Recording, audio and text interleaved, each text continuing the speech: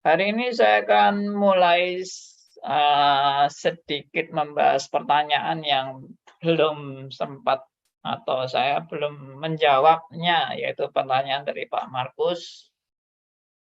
Tapi kelihatannya Pak Markus belum masuk ini. Tapi nggak apa-apa ya, nanti saya akan minta dia dengarkan di YouTube kalau memang belum bergabung. Pertanyaannya adalah tentang Yohanes Pembaptis ya. Kenapa kok Tuhan Yesus bilang yang semua yang lahir, di antara semua yang lahir, Yohanes Pembaptis yang terbesar. Tapi yang terkecil di kerajaan surga lebih besar daripadanya. Siapakah yang terkecil di kerajaan surga? Jadi bukan Yohanes Pembaptis yang terbesar, lahir yang terbesar, lalu di surga yang Yohanes Pembaptis yang terkecil, bukan ya. Itu agak keliru,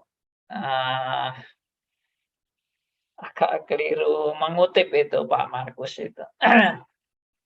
Oke, saya akan mengajak saudara membaca Matius 11 ayat 11 ya. Ayatnya di Matius 11 ayat 11. Ada rekan yang mau baca bisa angkat tangan supaya bisa dibuka oleh host mic-nya. Ada yang mau bacakan?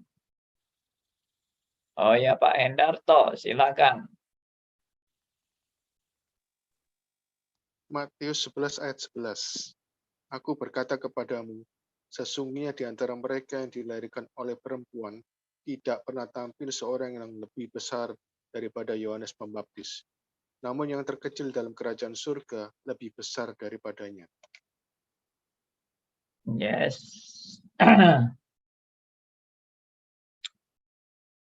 Ya, ini saya sudah tampilkan sekalian ayatnya. Sesungguhnya di antara mereka yang dilahirkan oleh perempuan tidak pernah tampil seorang yang lebih besar daripada Yohanes Pembaptis. Namun yang terkecil dalam kerajaan surga lebih besar daripadanya. Nah, siapakah yang terkecil? Ada yang tahu jawabannya? Ada yang mau jawab? Bisa kasih tangan bagi yang mau jawab. Kenapa disebut yang terkecil di kerajaan surga lebih besar daripadanya? Lebih besar daripada Yohanes Pembaptis. Ada yang berpendapat? Tidak ada ya? Ya, saya setelah membaca beberapa, ada Pak Hariman lagi, silakan. Silakan mic-nya bisa dibuka. Mau coba aja Pak kasih pendapat Pak. Ya. Mungkin yang dimaksud adalah yang terkecil di dalam kerajaan surga itu, mungkin kerajaan surga itu bukan kerajaan surga yang dimaksud benar-benar kerajaan surga ya. Mungkin di dunia ini, mungkin kita-kita ini sebagai orang percaya yang hidup di dunia ini, yang mengaku Yesus adalah Tuhan. Jadi Yohanes Pembaptis itu memang dia lebih besar daripada nabi-nabi yang lain karena dia berjumpa sendiri dengan Tuhan Yesus. Ya.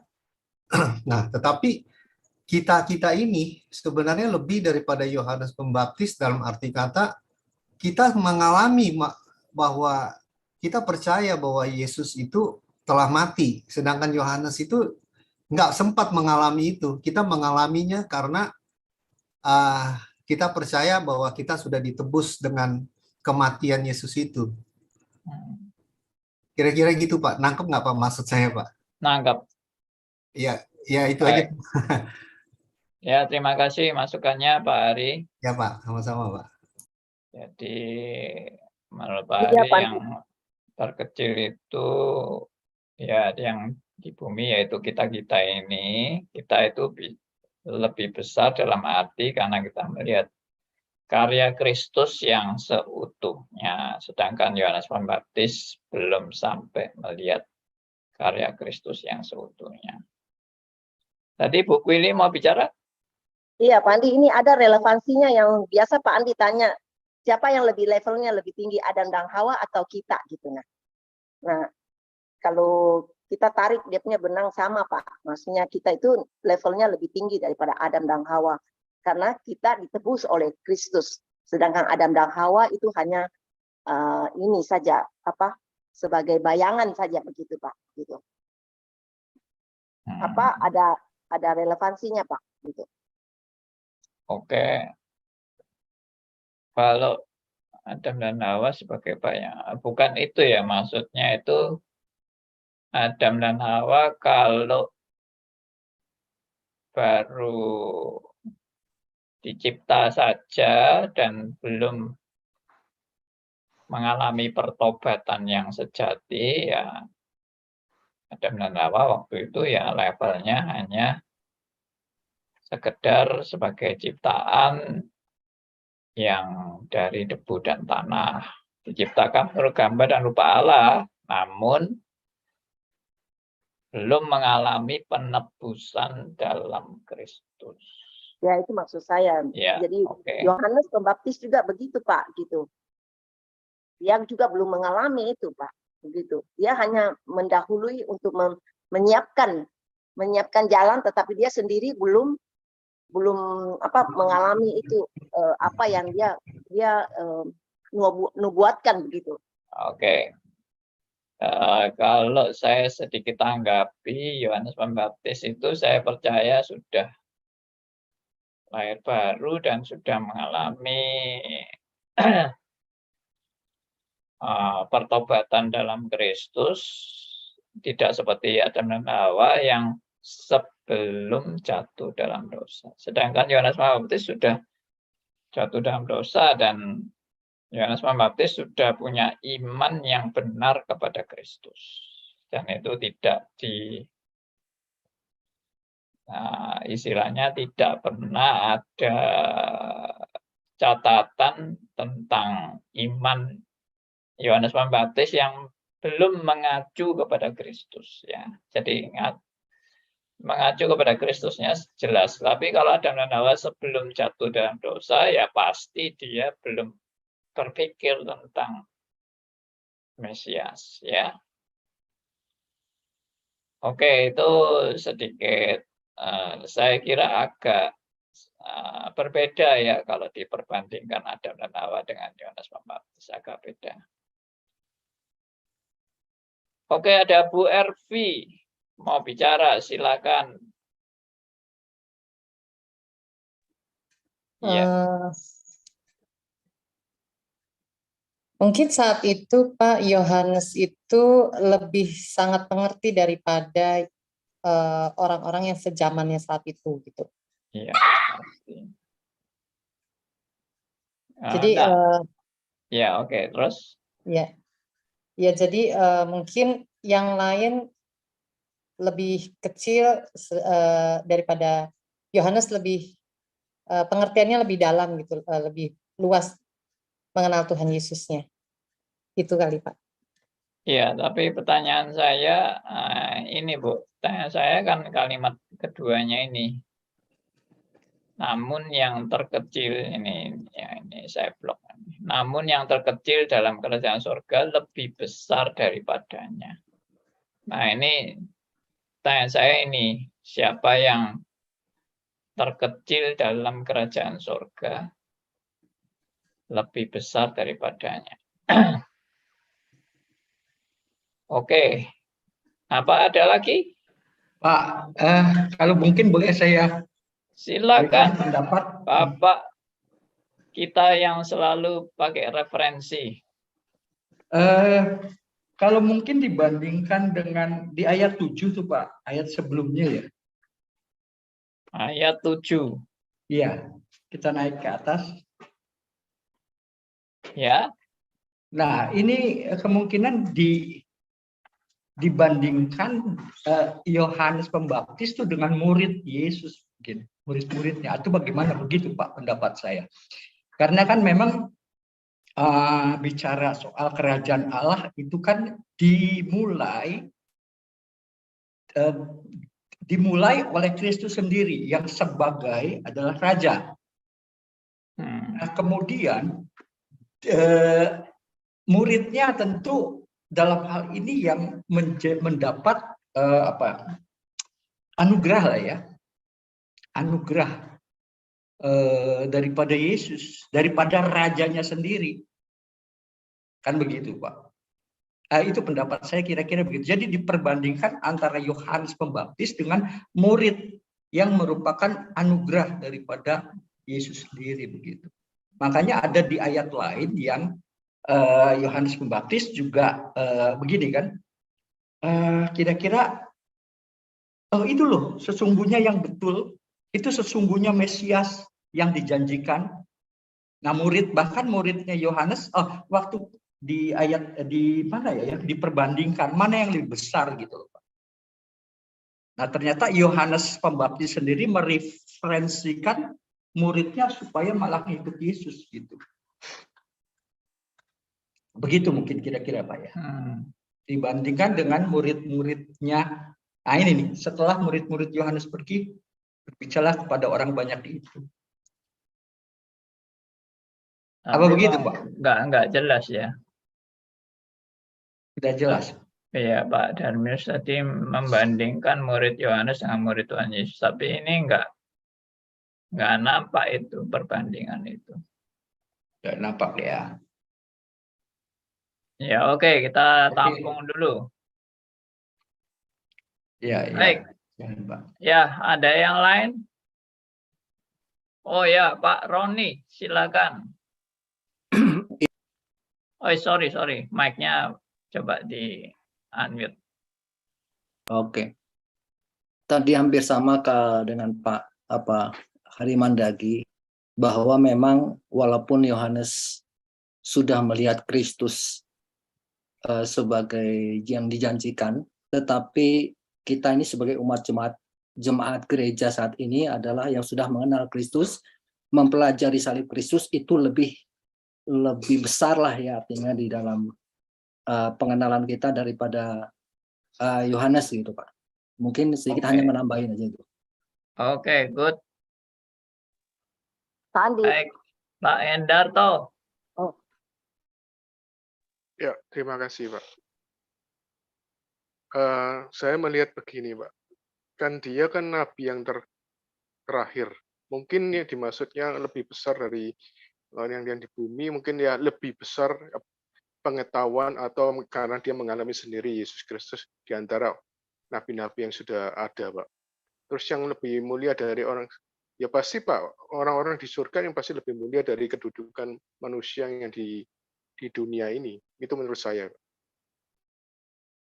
Bukan Pak, yang ditanya yang terkecil dari kerajaan surga. Ya pasti tuh Pak, dia kan nggak mungkin lebih besar daripada orang-orang yang di surga yang sudah masuk. Itu maksud saya itu. Kedudukannya, derajatnya. Siapa itu yang terkecil yang di orang kerajaan yang di surga itu siapa? Ya orang-orang yang sudah mengalami penebusan, orang-orang yang orang pilihan lah gitu. Jadi lebih besar dari Yohanes maksudnya. Ya.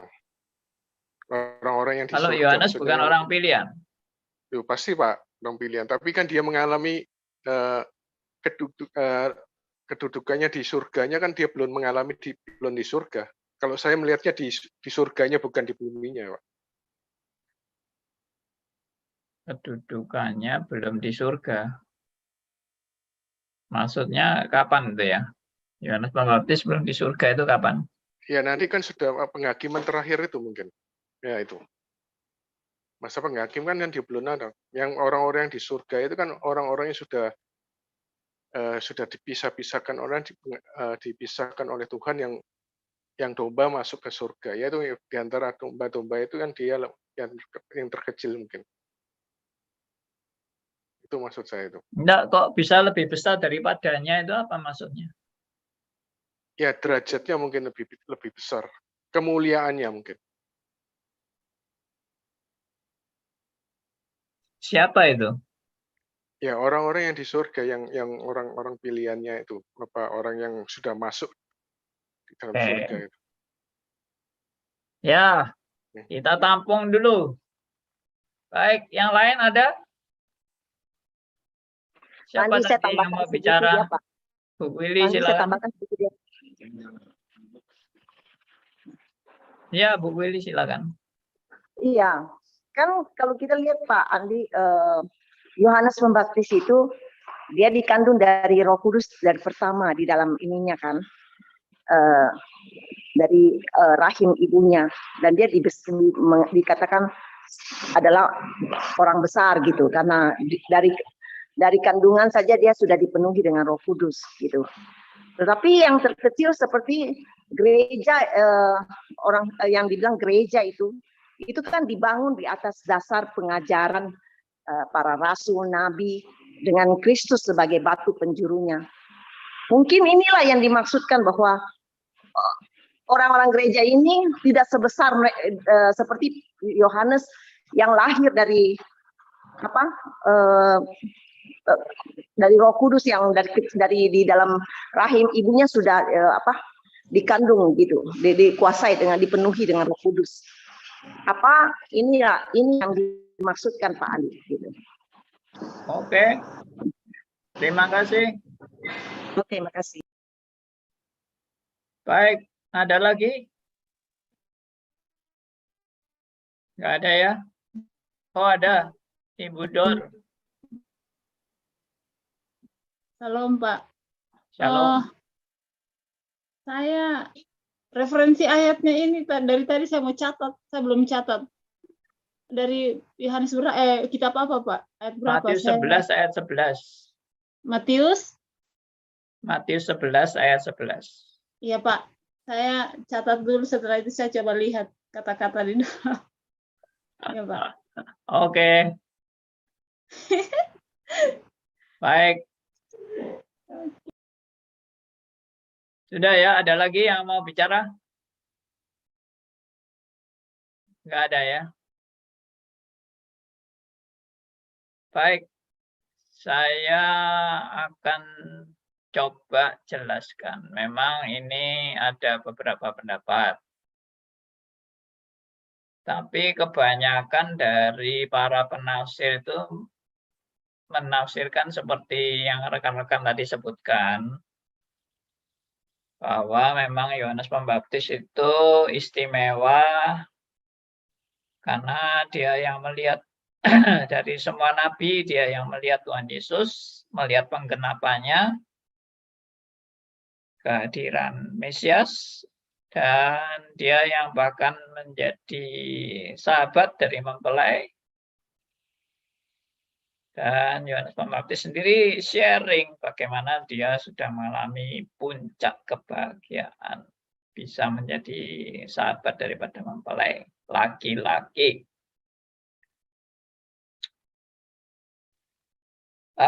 Kemudian ayat yang membingungkan tadi itu ya ayat yang tadi disebut yang terkecil dari kerajaan surga.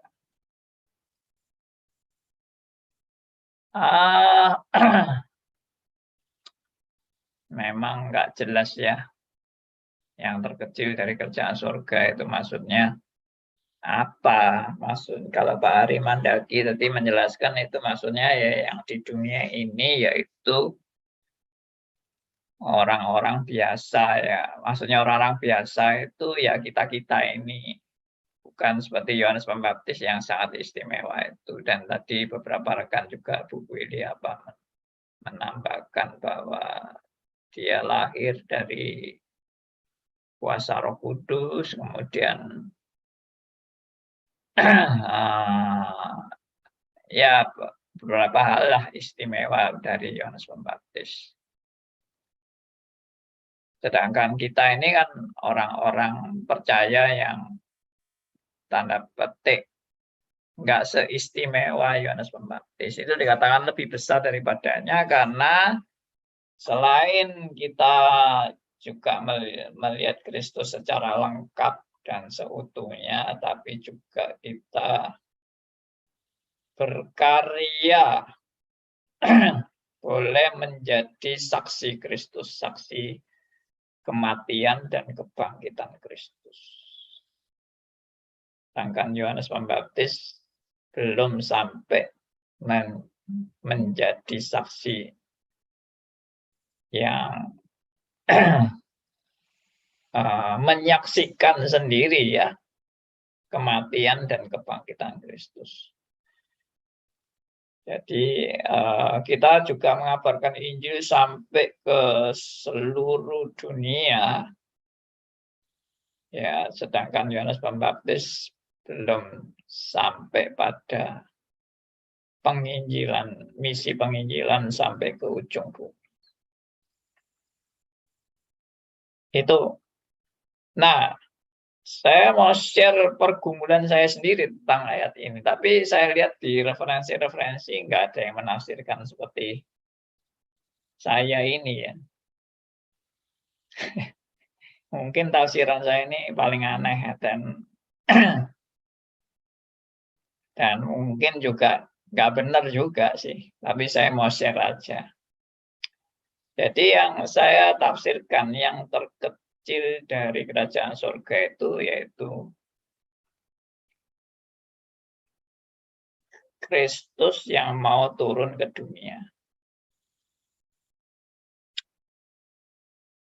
Dan yang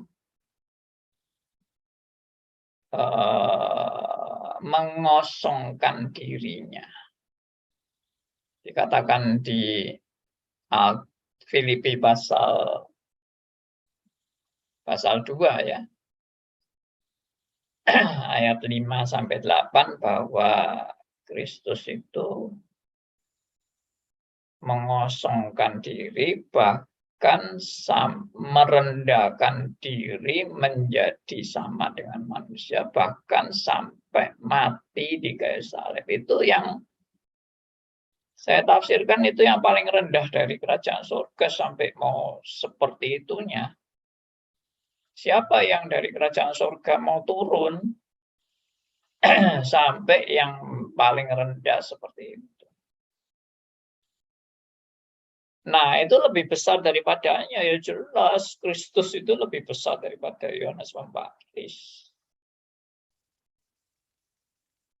Ya.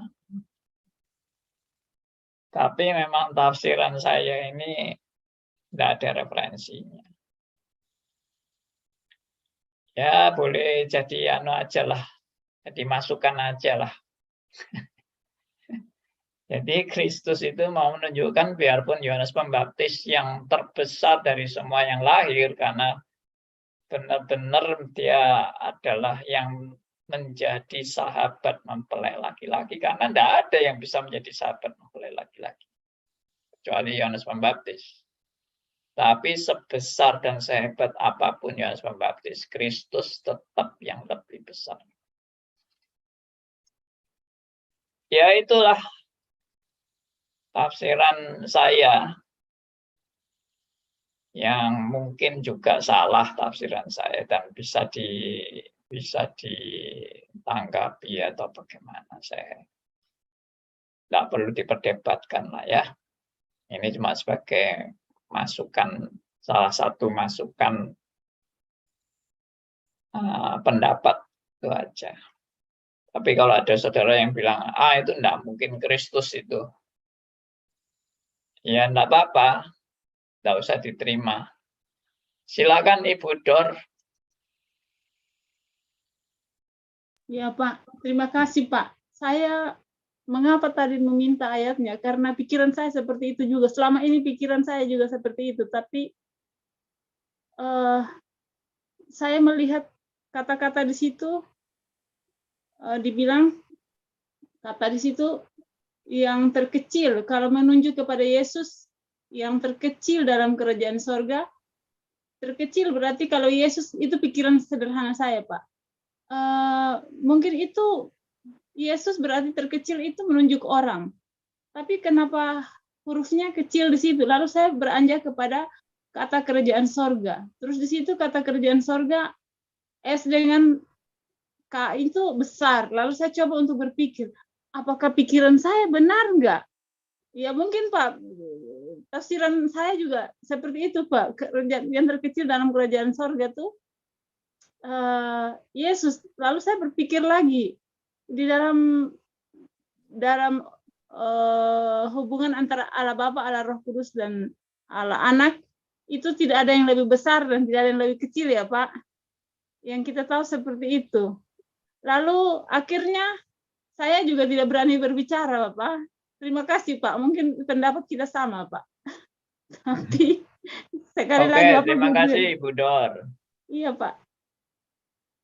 Baik, saya mau kasih tugas kepada Pak Darmius, ahli kitab kita ini.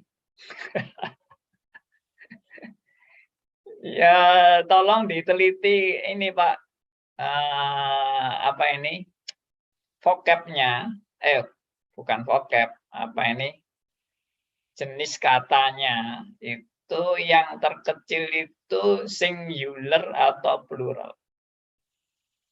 Nah, nanti bisa dilihat di itu, di teks bahasa asli. Saya belum sempat lihat. Kalau yang terkecil itu singular, wah saya lebih condong menafsirkan itu Kristus. Tapi kalau yang terkecil itu plural, ya berarti kan orang banyak, pasti bukan Kristus. Nah, tapi kalau dari kata bahasa Indonesianya terkecil, berarti kan hanya satu yang terkecil itu. Atau bisa juga sih yang terkecil itu banyak gitu ya, banyak yang kecil-kecil gitu. Oke, silakan deh. Nanti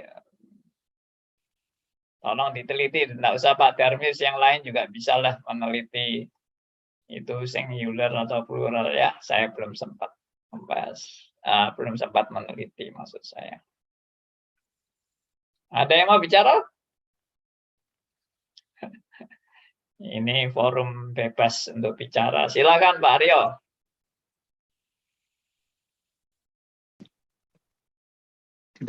Ya, yang dimaksudkan yang terkecil itu kalau Kristus, apakah yang dimaksudkan Kristus sebagai manusia, waktu sebagai 100% manusia? Karena dia kinesis, mengecilkan dirinya, memang sengaja mengecilkan dirinya. Kinosisnya itu sebagai manusia itu jadi kecil banget. Ya, itu ya bisa jadi yang masih terbesar. Ya, itu yang tadi saya katakan, bahwa yang dimaksud terkecil itu kalau tafsiran saya, Kristus satu-satunya yang turun dari surga dan yang mengosongkan dirinya, yang merendahkan diri menjadi sama dengan manusia, bahkan sampai mau mati di salib. Itu tidak ada yang mau kayak gitu, kecuali Kristus yang di surga itu. Berarti itu yang terkecil. Tapi makanya kembali lagi, itu singular apa plural. Nah, mungkin dalam bahasa Inggrisnya ini, buku ini bagaimana, silakan.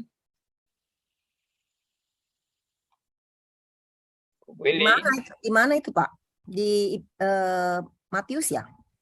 Matius 11 ayat 11. Ya, sebentar. Nih, bahasa Inggrisnya coba saya masukkan di sini. Ya, singular karena he. Oh. He that is least in the kingdom of heaven is greater than he. He hanya satu, Pak.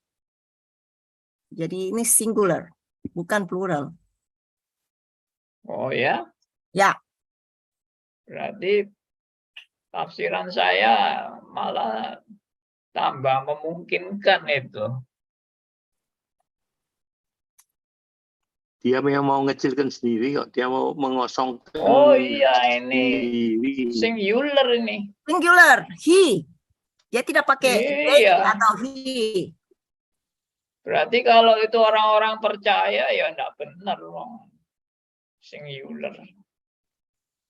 Ya, betul Pak. He, ini singular.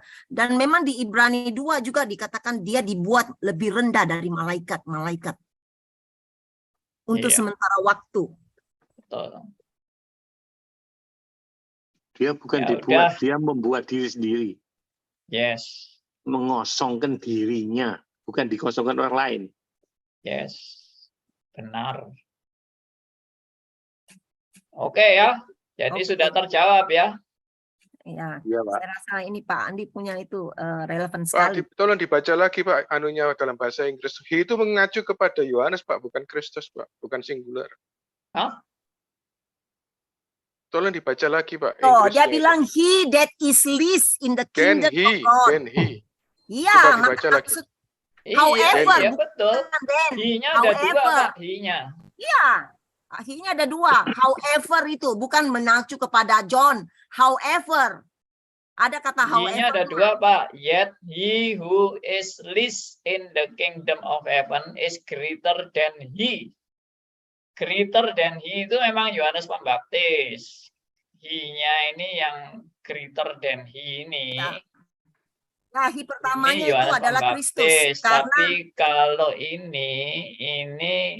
ini orang yang terkecil di kerajaan surga. ya, betul. Siapakah dia? Oh, yang terlahir dari perempuan Pak. No, itu tadi di depannya itu. Ini loh Pak di layar ini loh Pak. Saya blok ini loh Pak di layar. Ini ada dua hi. Ini hi yang pertama. Lalu ini hi yang kedua. Nah. Jadi hi yang pertama ini kan orang yang terkecil di kerajaan surga, bukan Yohanes Pembaptis. Oke. Nah, orang yang terkecil di kerajaan surga ini greater than he. Nah, he yang kedua itu Yohanes Pembaptis. Memang. Yohanes Pembaptis tidak pernah jadi orang dari surga. Oh, mungkin diperkuat di ayat ini, Pak. Ayat 19-nya, Pak. Ayat 19. Ya, itu ditutup, diperkuat. Jadi mempertegas itu sebetulnya menjawab. Kalau Bapak sebutkan inkarnasi, kemudian kan begini, mungkin ada relevan dengan kemudian anak manusia datang. Nah, ini kan kan datang, ini kan inkarnasi yang Bapak sebut tadi ya. Nah, iya. Nah, kemudian ia makan dan minum dan mereka, ini kan menggambarkan perjamuan. Memang datang dia mengadakan perjamuan khusus untuk perjamuan kepada orang-orang berdosa kan? Iya. Sahabat pemungut cukai dan orang berdosa. Titik. Ya, berarti kan memang tujuannya inkarnasi untuk mengadakan persekutuan. Perjamuan kudus ya, perjamuan, lebih banyak perjamuan kepada sahabat. Oke. Good. Sahabat cukai. Tetapi hikmat Allah dibenarkan oleh perbuatannya. Benar, Pak? Baik. Betul, Jadi Pak. ayat gini, saya malah simpulkan dari Pak Darmius tadi, saya simpulkan malah dari ayat 18 dan 19. 18 itu Yohanes datang. Kalau 19 anak manusia datang. Ya. Jadi ini perbandingan antara Yohanes dan anak manusia. Ya. Very good. Iya, 19. Ya. Oke. Tapi tafsiran di Matthew Henry kok lain Pak ya? Orang-orang kudus yang dimaksud Pak. Iya, makanya. Saya bilang tidak ada tafsiran yang seperti saya yang menafsirkan gitu loh. Jadi tafsiran saya ini nggak ada referensinya. Tapi nggak benar tahu kalau Pak, ada buku lain ya. ini di bahasa aslinya benar ini singular, nominatif masculine singular. Oh iya. Harusnya Mantap, memang Pak. ini bahasa Inggrisnya saja sudah menunjukkan he ini singular. Dia seorang pelahap. Berarti Ini kan tafsiran dituduhkan Andi dia. Halim perlu dimasukkan di ini ya, di buku referensi. Iya, Tepuk betul. tangan. Ore, Pak. Setuju. Bisa jadi penggantinya itu sudah teologi ini. Memang dari konteks Doktor. jelas sebenarnya, tapi Bapak dari konteks sebenarnya jelas itu, tapi kita yang kurang meneliti saja tuh. Terima kasih lah, senang sekali. Memang Betul, biasa Anda. seperti Pak Hari dapat itu dari bahasa aslinya. Nah, yang paling dekat dengan bahasa asli itu bahasa Inggris. Jadi kalau dia bilang Gila. di sini singular itu berarti sudah mengacu kepada ini apa yang aslinya gitu, bahasa Ibraninya gitu. Ya. Oke, terima kasih teman-teman.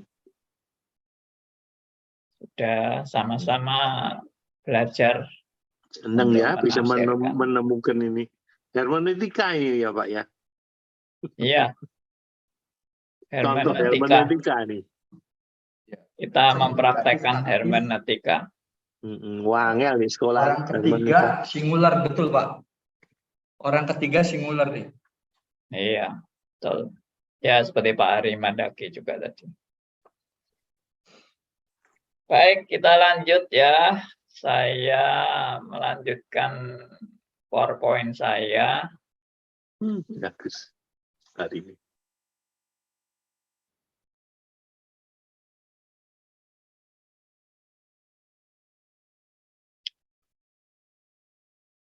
Oke.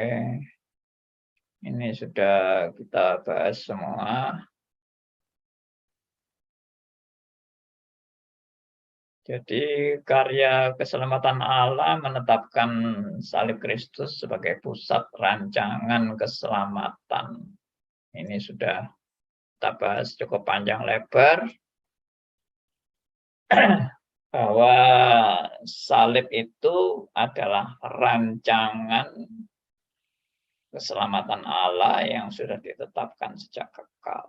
Bukan sekedar meresponi keadaan manusia yang jatuh dalam dosa, tetapi itulah pusat rancangan Allah. Sebelum manusia jatuh dalam dosa, salib sudah menjadi pusat rancangan Allah. Oke. Dan penetapan rancangan keselamatan Allah ini kan sejak kekal. Kan tiba-tiba direncanakan, tapi sudah sejak kekal direncanakan. Jadi desain Allah ini desain dalam kekekalan. Bukan desain dalam kesementaraan atau desain bertahap, tidak bertahap. Desain Allah itu desain sekaligus bersama-sama. Ya, tidak bertahap melalui step by step. Tuhan bikin rencananya, tapi sekaligus bersama-sama. Karena Allah itu di luar waktu dan ruang. Ya, Allah itu di luar waktu dan ruang, di luar waktu. Anda dan saya yang yang masuk dalam proses. Allah tidak perlu berproses. Kecuali Anda mengikuti doktrin teologi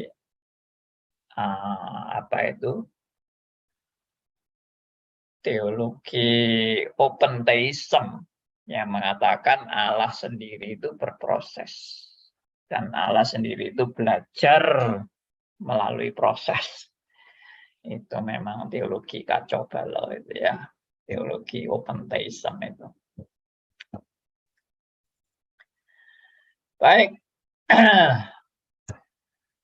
berikutnya yang ketiga yang kita juga sedikit sudah bahas, penetapan Kristus datang sebagai penebus manusia berdosa, konsep perjanjian lama tentang domba yang dikorbankan, perjanjian Allah akan datangnya Mesias dan seterusnya. Jadi ini menggenapi yang nomor 2 tadi, bahwa Kristus datang sebagai penebus manusia berdosa ini pun adalah rencana pusat, ya. Karena kalau dikatakan salib itu adalah pusat rencana Allah, ya berarti ya termasuk kedatangan Kristus sebagai penebus manusia berdosa adalah pusat daripada rancangan Allah. Itu tidak bisa dipisahkan tentunya penetapan mengenai karya salib dengan penetapan kedatangan Kristus sebagai penebus manusia yang berdosa. Ya, saya kaitkan dengan domba yang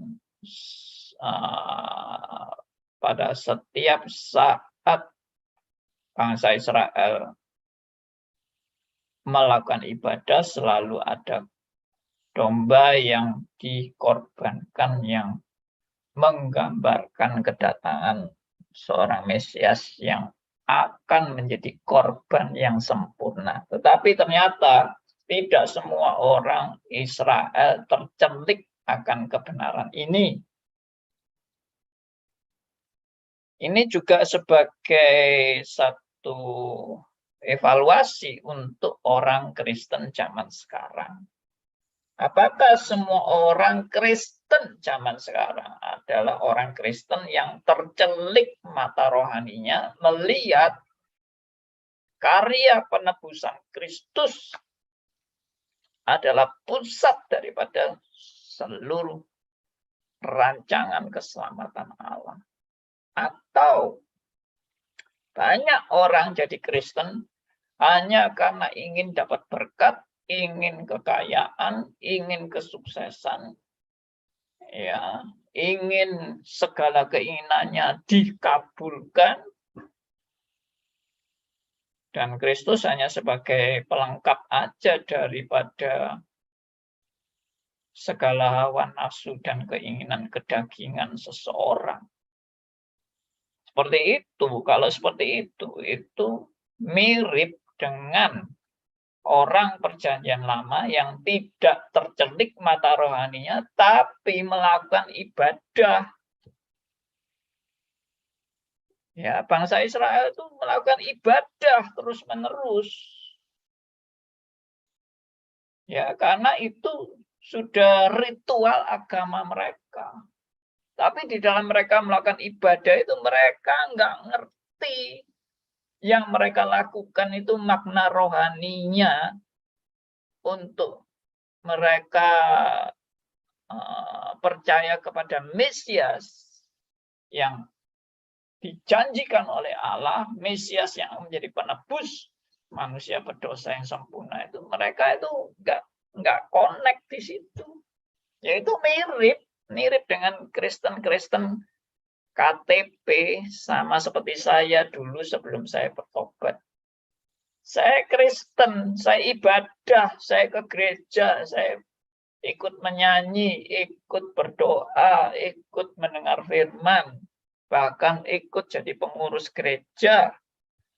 Tapi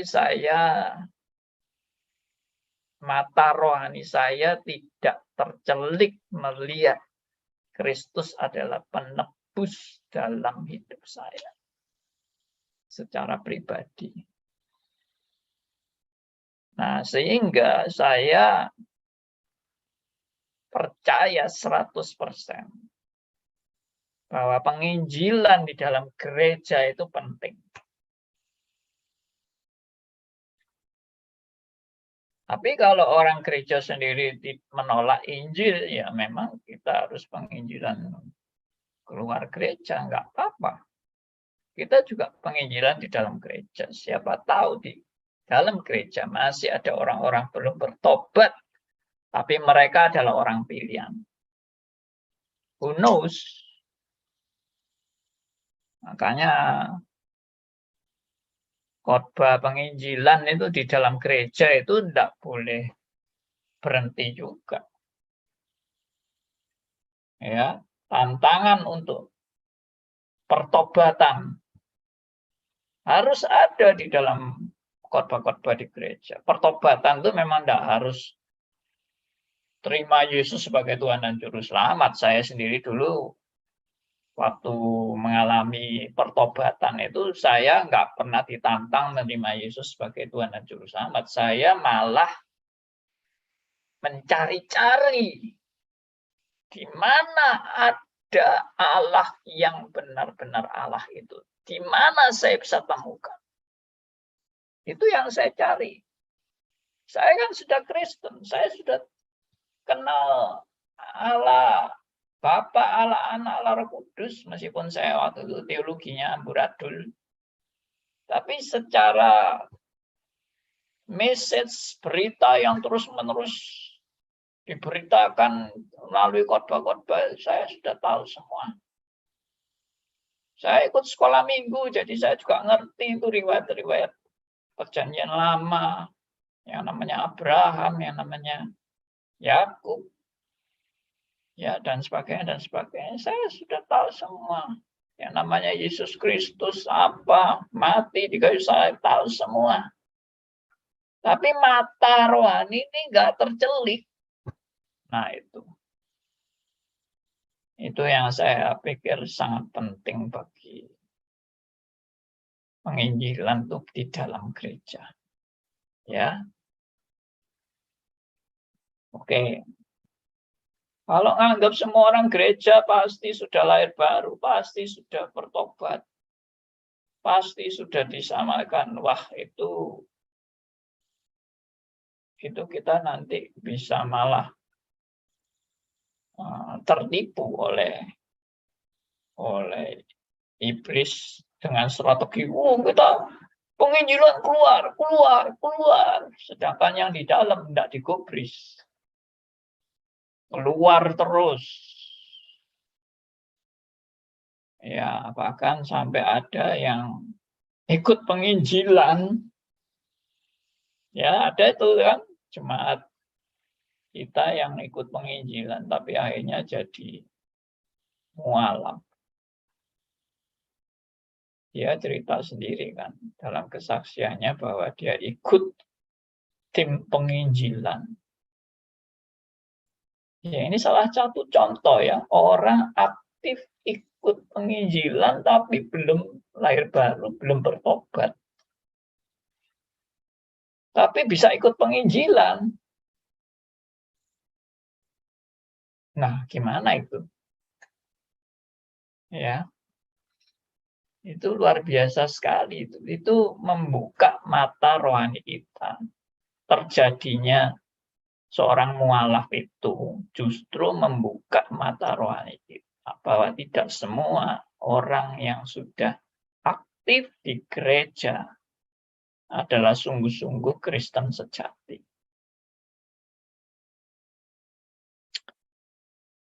Ya, kita memang ini bukan kemampuan kita mempertobatkan orang, karena itu pekerjaan Roh Kudus juga, tapi kita juga tidak boleh, nggak peduli. Lalu anggap semua orang yang di dalam gereja adalah orang yang sudah diselamatkan. Lalu kita tenang-tenang aja. Enggak dong. Ya, bahkan yang sudah aktif, bahkan mungkin sudah jadi pemimpin, entah ketua ini, ketua itu, mungkin sangat mungkin ya dapat jabatan ini, jabatan itu, tapi belum sungguh-sungguh bertobat. Saya sejak mahasiswa bertobat ya, di zaman saya mahasiswa itu waktu itu. Saya harus bertobat. Dan saya kan terlibat dalam pelayanan persekutuan mahasiswa di universitas saya itu. Lalu di universitas kami itu ada fakultas teologi. Dan beberapa mahasiswa teologi itu ikut camp mahasiswa yang kita adakan. Jadi kita ini punya persekutuan mahasiswa yang terdiri dari beberapa pokoknya terdiri dari seluruh mahasiswa di kampus, ya, dengan fakultas yang bermacam-macam. Tapi juga ada fakultas teologi yang mahasiswanya ikut kegiatan campnya kita, campnya mahasiswa ini. Yang bukan campnya mahasiswa teologi loh ya, campnya persekutuan mahasiswa Kristen yang di kampus itu yang secara umum. Tapi di antara mereka ada yang ikut dari fakultas teologi. Nah, di dalam KKR yang diadakan, waktu itu ada tantangan untuk menerima Yesus sebagai Tuhan dan Juru Selamat. Kita kaget. Kagetnya kenapa? Yang dari fakultas teologi angkat tangan menerima Yesus sebagai Tuhan dan Juru Selamat. Bayangkan, mereka calon pendeta, tapi belum terima Yesus sebagai Tuhan dan Juru Selamat. Ada itu. Lalu kita wawancarakan. Kita tanya, kok bisa kamu dari fakultas teologi belum terima Yesus sebagai Tuhan dan Juru Selamat? Dia bilang, saya ikut agama karena orang tua. Lah kok masuk fakultas teologi? Saya masuk fakultas teologi juga karena orang tua. Jadi bukan karena pertobatan, bukan karena kesadaran panggilan Tuhan menjadi pendeta, tetapi karena profesi, di mana orang tua mengharuskan anaknya meneruskan profesi orang tua sebagai pendeta. Mungkin dianggap jadi pendeta itu jabatan terhormat yang harus dikejar orang Kristen. Ya. Nah, kalau di sisi yang lain dari pandangan mata orang Kristen yang sekuler, jabatan pendeta itu jabatan rendahan. Ya. Kenapa? Pendeta itu bisa cuma ngemis. Ya. Enggak cari uang, tapi ngemis. Pendeta itu cuma hidup dari belas kasihan jemaat karena tidak bisa cari uang. Ya. Itu kelas rendah itu jadi pendeta itu. Pengemis-pengemis. Tapi ada budaya lain yang dari kelompok ya apalah pokoknya tradisi tertentu ya, saya nggak mau sebut, yang menganggap bahwa pekerjaan menjadi pendeta adalah pekerjaan yang paling mulia, yang harus dikejar oleh orang Kristen. Karena kalau bisa sampai jadi pendeta, kamu mendapat tempat yang teragung. Oh, maka berlomba-lombalah orang jadi pendeta. Kalau yang di sisi yang tadi, di mata sekuler, alah, orang jadi pendeta itu orang-orang frustrasi. Ya, di dunia sekuler dia tidak bisa berhasil, stres, lalu larinya ke menjadi pendeta. Ya, kalau yang tradisi tadi, pekerjaan pendeta itu justru yang paling mulia, harus dikejar, didapatkan. Kalau kamu memperoleh itu, masa depanmu sudah hidup enak, nyaman jadi pendeta itu. Bayangkan ini. Dua-dua itu pandangan yang rusak tentang panggilan menjadi seorang pendeta.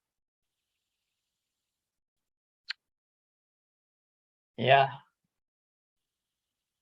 saya kira banyak orang yang terjebak dalam dua nilai itu. Satunya begitu merendahkan, satunya begitu memuliakan. Ya. Jadi banyak yang tidak beres dalam nilai-nilai orang Kristen sendiri, itu banyak yang nggak beres. Ya. Nah, jadi kembali lagi ke sini, bahwa banyak orang yang konsep tentang Kristus sebagai penebus manusia yang berdosa itu banyak yang belum tercelik mata rohaninya. Itu yang kita harus juga sangat menekankan di dalam pengajaran-pengajaran di gereja, ya. Oke, kalau saya tadi sudah jelaskan bahwa penetapan Allah itu bukan step by step, tapi langsung sempurna dan seutuhnya, bukan tambal sulam, bukan ada error lalu direvisi, tidak ada error dan tidak ada revisi dalam rancangan Allah yang sekaligus sempurna seutuhnya, dan tidak ada perubahan dalam rencana-rencananya yang sempurna itu. Tidak ada perubahan, tidak ada koreksi, tidak ada perbaikan, tidak ada revisi. Ya. Karena rencananya sempurna. Itu yang kalau kita sudah presupposisi seperti ini, sudah mantap. Tidak ada lagi konsep rencana Allah dirusak, rencana Allah diserongkan, rencana Allah digagalkan, lalu Allah memperbaiki rencananya, Allah merevisi, Allah mereformasi, ya, rancangannya yang sudah dibelokkan dari yang rencana yang dibelokkan ini sekarang diperbaiki. Oh, itu sudah tidak ada. Itu semua konsep-konsep yang salah. Baik, lanjut.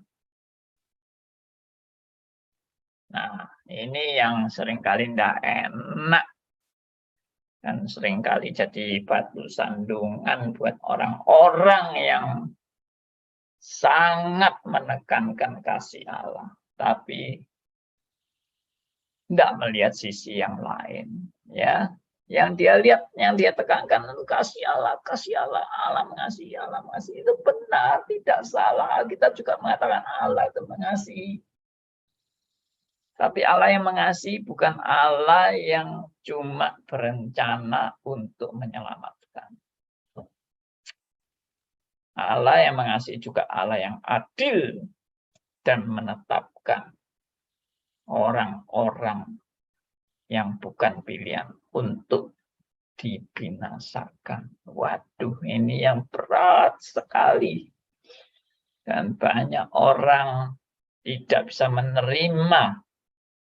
Ya, sulit menerima, sulit untuk mau memahami bagaimana Allah itu kok bisa menetapkan orang untuk binasa. Bukankah dia menginginkan semua orang diselamatkan? Nah, ini kita sudah bahas di double predestinasi. Saudara kalau mau lihat di YouTube silakan lihat di YouTube-nya Stris Ngagel. Judulnya single atau double predestinasi. Ya, juga dibahas di Arminianism vs Calvinism. Ya. Banyak kita sudah bahas, ya. Nah, jadi saya tidak mengulang lagi untuk membahas itu, sudah panjang lebar kita bahas habis-habisan tentang orang pilihan dan bukan pilihan. Ya, ayat-ayat sudah saya paparkan semua di sini, Efesus 1 ayat 4 dan seterusnya, 1 Korintus 1 ayat 18, Yohanes 17 ayat 12, Amsal 16 ayat 4, Roma 9 ayat 22, Yesaya 45 ayat 5 sampai 7, Yohanes 6 ayat 70, Yudas 1 ayat 4 dan yang lain-lain.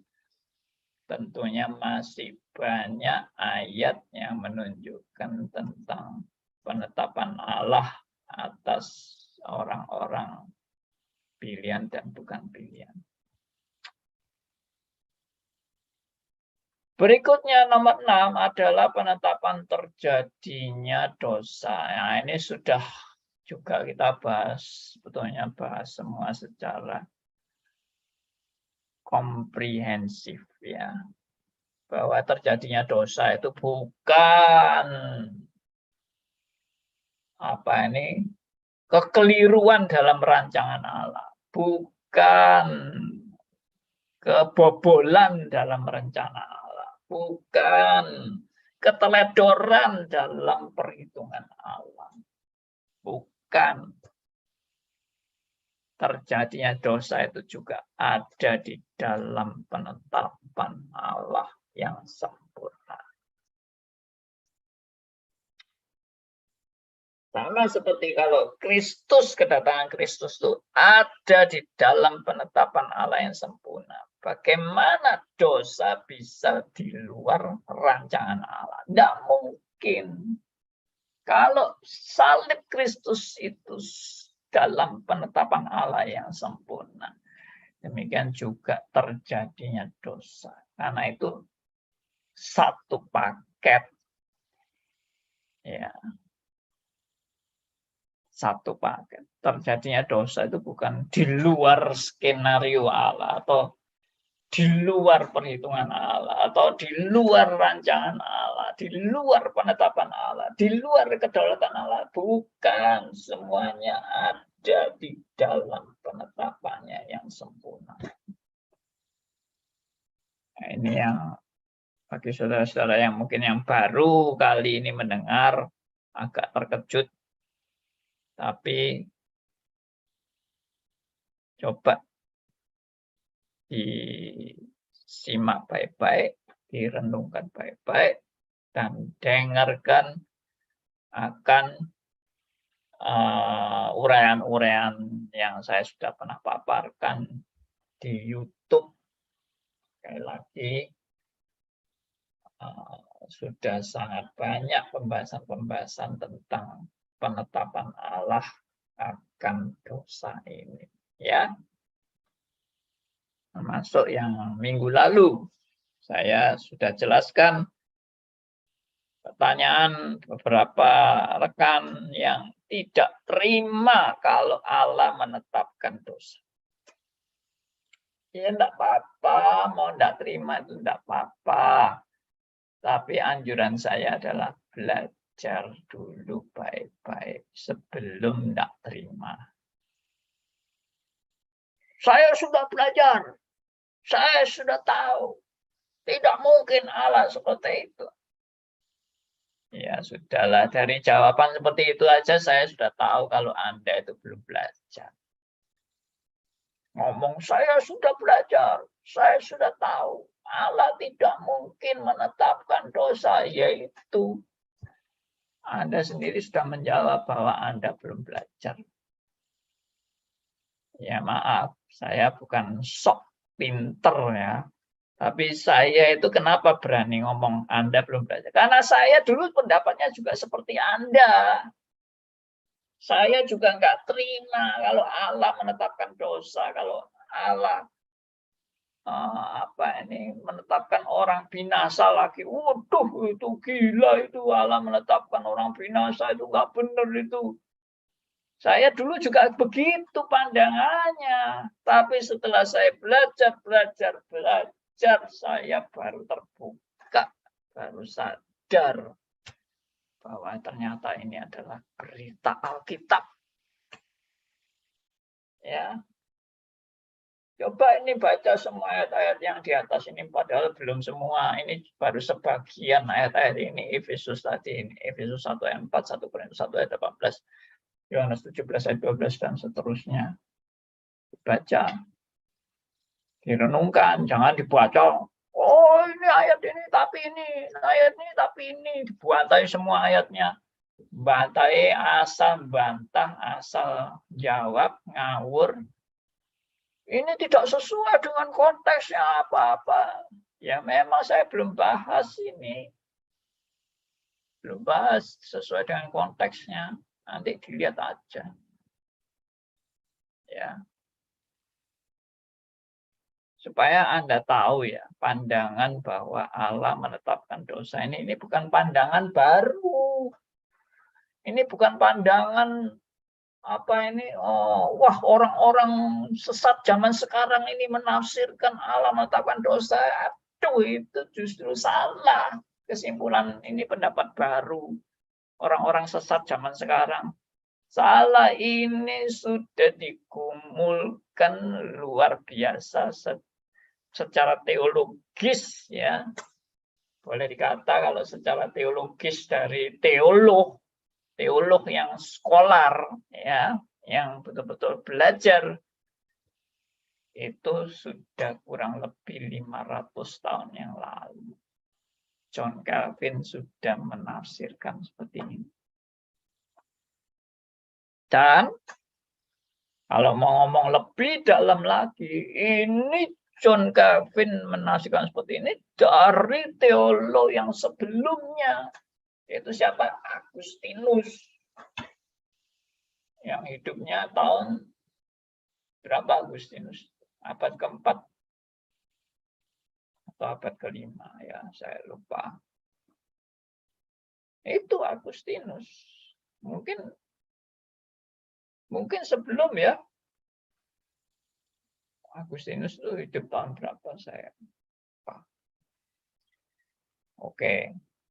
Jadi dalam hal ini jauh sebelum Rasul Paulus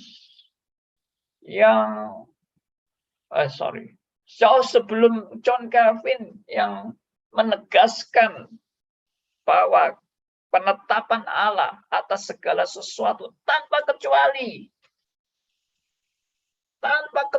semua ditetapkan Allah, itu sudah 500 tahun yang lalu. Dan ternyata 500 tahun yang lalu sudah juga ditegaskan oleh Agustinus ya, pada abad ketiga atau keempat tadi.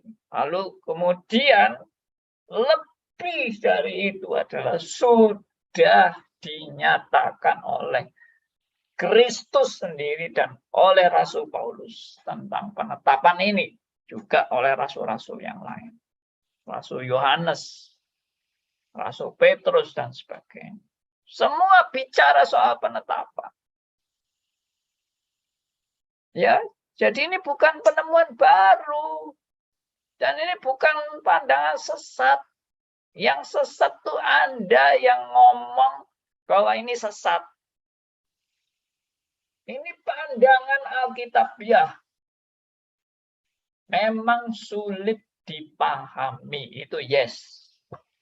Kita tidak katakan, oh gitu aja gampang, saya langsung ngerti. Enggak, memang ini tidak mudah diterima oleh akal manusia yang terbatas. Tapi itulah firman-Nya yang tak terbatas. Ditangkap oleh akal yang terbatas. Ya jelas mengalami kesulitan lah. Normal itu. Oke. Saya berhenti sampai di sini. Semoga makin memperjelas dan meneguhkan kebenaran-kebenaran yang sudah dipaparkan, dan kita belum selesai ya, Ordo Salut di sini. Sekarang sudah sesi yang ke-20 ya. Oke, saya beri kesempatan teman-teman, ada yang mau menanggapi, mau bertanya, mau memberikan pendapat atau pergumulannya. Silakan, siapa aja boleh bicara ya. Mau menanggapi juga boleh. Ya, mau apa yang wah saya belum bisa terima, nggak apa-apa, semua itu wajar. Saya dulu itu juga bergumul setengah mati untuk mempelajari hal-hal seperti ini. Silakan, siapa aja boleh. Pak, mau Buka tanya. mic. Silakan. Pak, kalau seperti kehendak Allah itu kan kita tahu ada God's will sama God's declare will. Lah, itu bagaimana Pak kita mengerti kita mengerti kedua Yes. hal itu. Terus Baik. yang kedua Pak, di dalam pengaturan Allah itu ada sebagian pendapat yang mengatakan bahwa Allah mengatur sampai sekecil-kecilnya, sampai sedetil-detilnya. Tetapi ada sebagian pendapat yang mengatakan bahwa, oh enggak, kalau hal-hal kecil, misalnya hari ini kita pakai baju warna apa, itu Tuhan enggak mengatur sampai seperti itu. Itu bagaimana itu Pak? Terima kasih Pak. Ya, terima kasih Pak Wianto. Ya. Sekali lagi ini sebetulnya sudah kita bahas panjang lebar. Tapi nggak apa-apa, saya jelaskan singkat. Jadi yang pertama itu tentang sebentar mic-nya Bapak ini belum dia. Ya. Yang pertama tentang decretive will dan permissive will. Nah, saya mau bahas decretive will dan permissive will.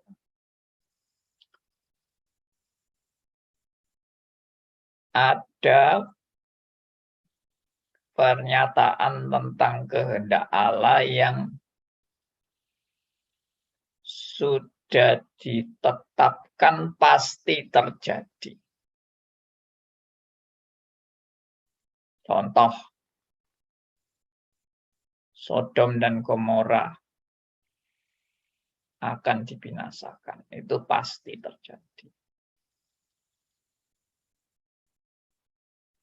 Kemudian contoh lain, Musa ditetapkan menjadi nabi yang memimpin bangsa Israel keluar dari Mesir menuju ke Kanaan. Itu pasti terjadi. Lalu ada yang itu namanya lebih kepada rancangan atau penetapan Allah dalam bahasa Indonesia. Tapi ada yang dalam kategori kehendak Allah. Nah, kalau kehendak Allah itu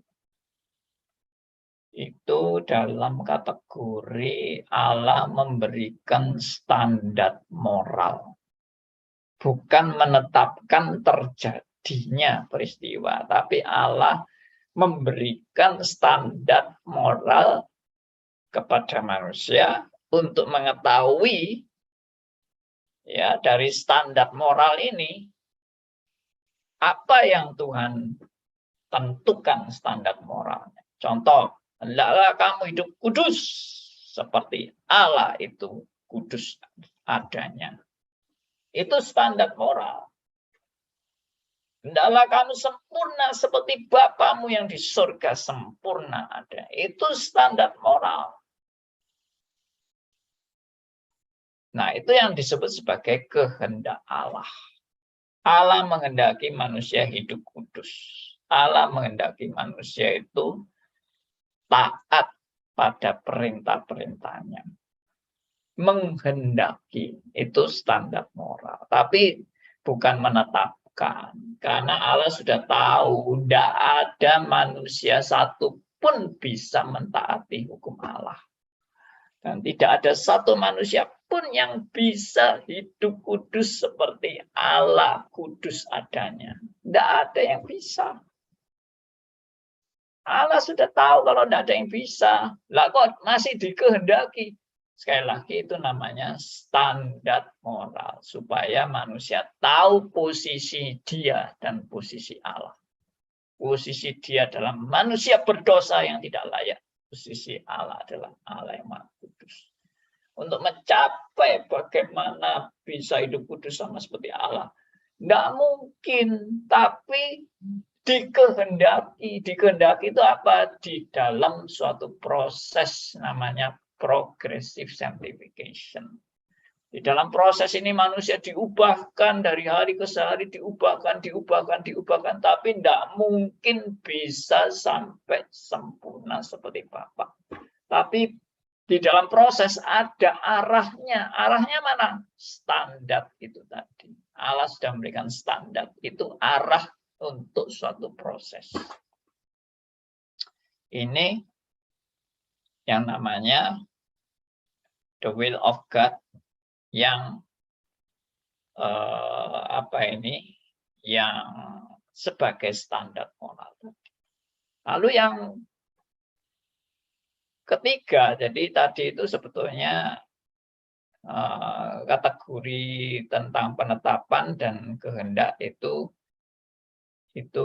biasanya dijelaskan dalam satu kesatuan. Sekarang yang ketiga itu adalah penetapan Allah secara permisif.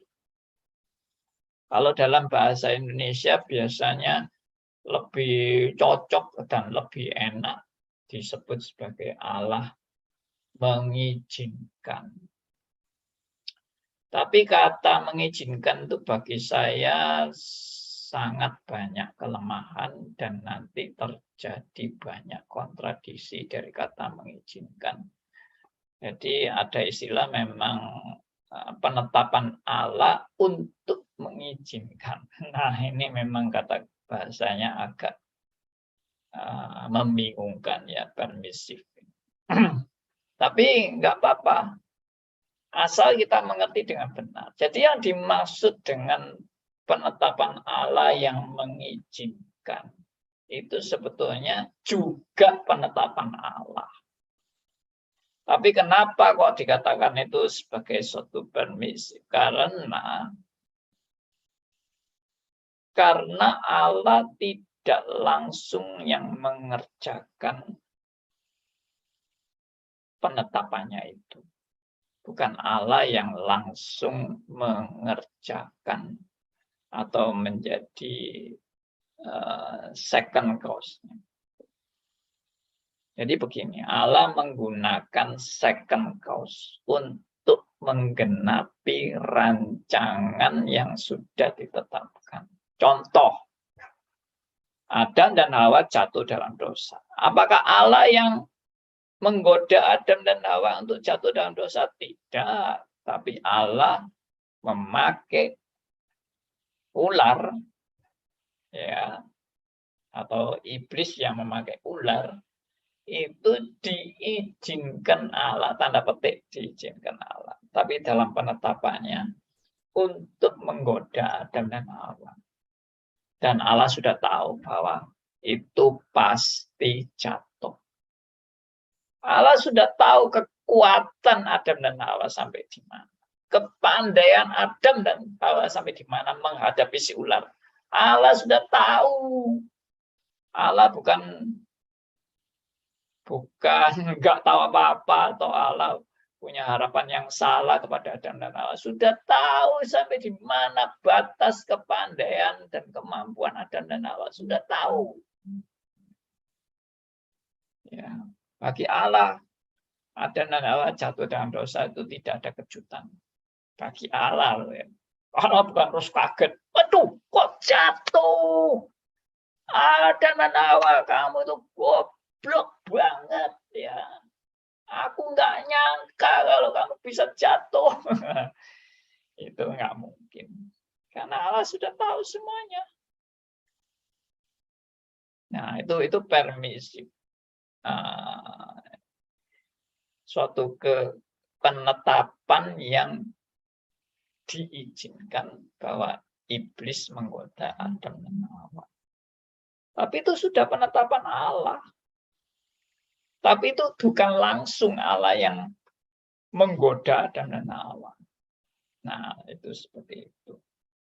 Jadi, dengan penjelasan saya ini, kesimpulan dari pertanyaan yang berikut.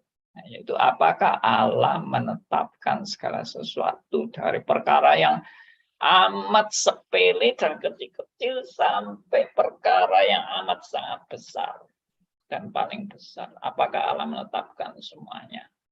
Jawabannya yes. Allah menetapkan semua dari perkara paling kecil sampai perkara paling besar. Semua ada di dalam penetapannya. Ini juga bukan teologi baru, ini juga bukan pandangan orang baru yang sesat. Tidak, ini pandangan sudah 500 tahun yang lalu, bahkan pandangan Agustinus, bahkan pandangan Rasul Paulus, bahkan pandangan sejak Perjanjian Lama. Ya. Dari kitab Amsal pasal 16. Nanti coba dibaca Pak Wianto. Amsal 16. Sudah terlihat ayat-ayat itu bagaimana penetapan Allah yang pasti dan sempurna dalam segala perkara tanpa kecuali. Khususnya kesimpulannya di Amsal 16 ayat 33. Amsal Oke, 16. Ya, terima kasih Pak. Ya, baik. Tuhan berkati. Amsal 16. Silakan yang lain kalau ada yang mau berpendapat atau menanggapi atau mau sharing.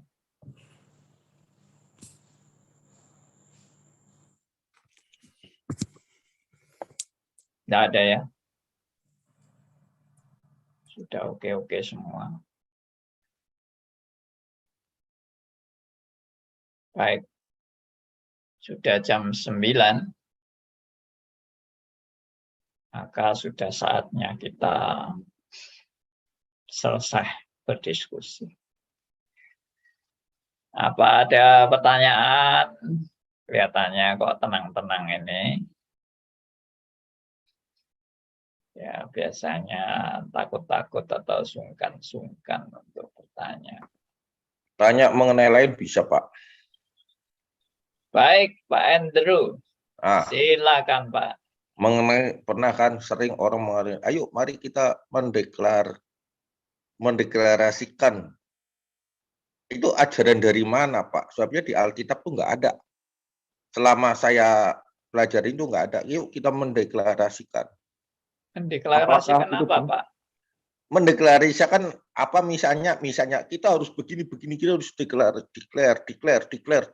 Utamanya itu ajaran GBI ya Pak ya, yang saya tahu ya. Gitu loh. Yuk mari kita declare. Terusan gereja lainnya juga itu JKI juga ya, terusan semua banyak yang seolah-olah yuk kita mendeklarkan gitu loh bahwa kita bagaimana kita gitu loh. Apakah boleh kita mendeklarkan terhadap Tuhan gitu loh. Begitu Pak pertanyaannya Pak. Gereja apa Pak? Banyak. Mungkin kayak misalnya di Sungai Yordan ada, JKI ada, terus di GBI,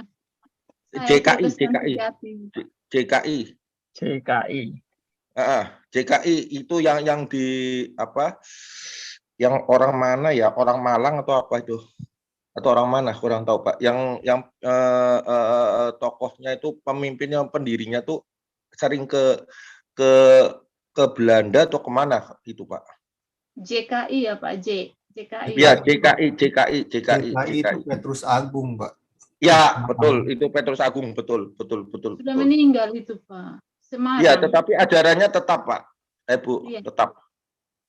Ya sudah meninggal. Oke, kalau mengenai deklarasi itu saya sendiri nggak pernah tahu ya. Jadi saya baru dengar juga tentang deklarasi.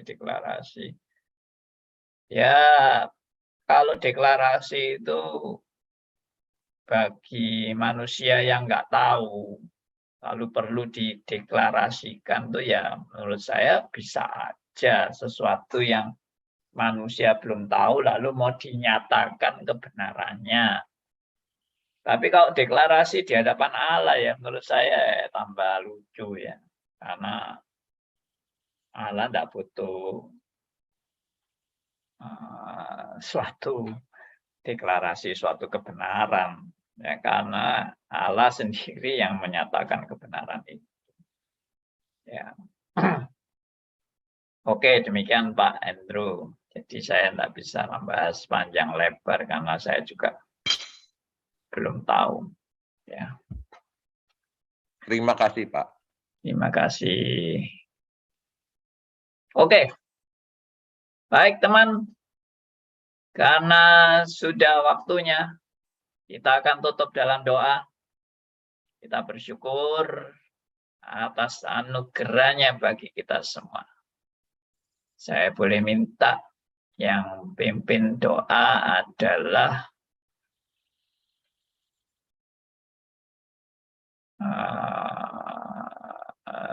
Pak Arifin. Pak Arifin, apakah Anda masih standby?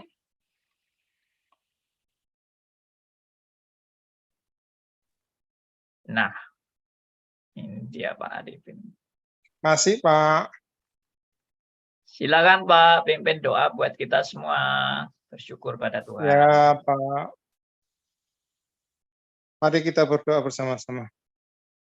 Bapak Surgawi, terima kasih untuk berkat penyertaan-Mu. Untuk hari ini kita belajar firman yang sangat sulit dimengerti, tapi kita mendapatkan satu pencerahan baru dari diskusi malam hari ini. Terima kasih Tuhan bahwa Kau sungguh luar biasa memberikan satu pencerahan-pencerahan dalam setiap kali kita bersekutu belajar bersama-sama. Hanya kasih setia-Mu terus menyertai Pak Andi, dan biarlah Pak Andi bisa terus juga sama-sama dengan kita memberikan firman-Mu, mempelajari dengan benar, dan kami semua bisa mendapatkan dengan hati yang sungguh-sungguh belajar dalam penyertaan Tuhan selalu. Terima kasih Tuhan.